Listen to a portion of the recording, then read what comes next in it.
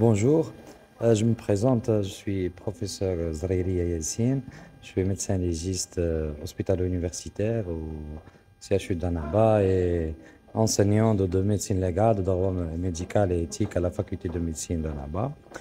Nous avons été honorés par l'invitation de professeur Messali pour participer à la journée de formation, la première journée de formation médicale continue organisée par la Société algérienne de droit médical et éthique. J'ai eu le privilège de présenter une petite conférence abordant les règles de rédaction et les implications médico-légales du certificat médical de décès. Pourquoi le choix du certificat médical de décès?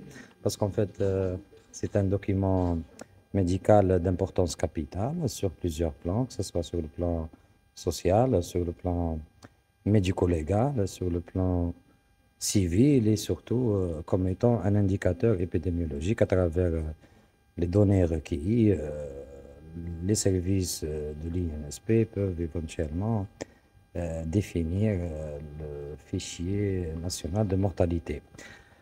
J'ai mis l'accent sur l'imprimé du certificat médical de décès, comment il se présente et quelles sont les obligations du médecin certificateur, notamment relative au principe de constatation de décès, et quelles sont les étapes à respecter, et surtout par rapport au recueil d'informations médicales relatives aux causes médicales de décès. On a mis aussi l'accent sur le principe de l'importance plutôt de définir d'une manière précise les causes de décès, en commençant par la cause initiale,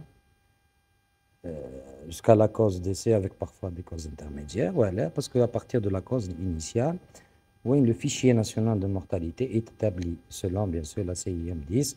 En fait, en général, on attribue des codes aux causes initiales pour qu'elles soient exploitées. C'est important d'exploiter ces causes, voilà, parce que pour pouvoir définir des priorités en matière de santé, et aussi de définir des programmes de santé publique. Aussi, on a aussi parlé de l'apport médico-légal du certificat,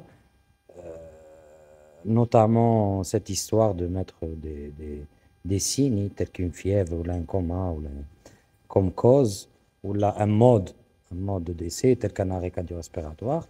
Ces termes-là ne devraient pas exister dans un certificat.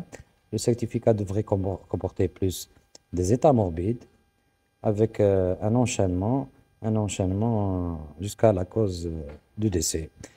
En dernier, nous avons souligné l'importance des informations requises au niveau du certificat, que ce soit sur le plan médico-légal pour éviter les autopsies abusives qu'on fait les médecins légistes, et aussi l'importance dans la clarté des différents états morbides ayant contribué d'une manière directe au décès.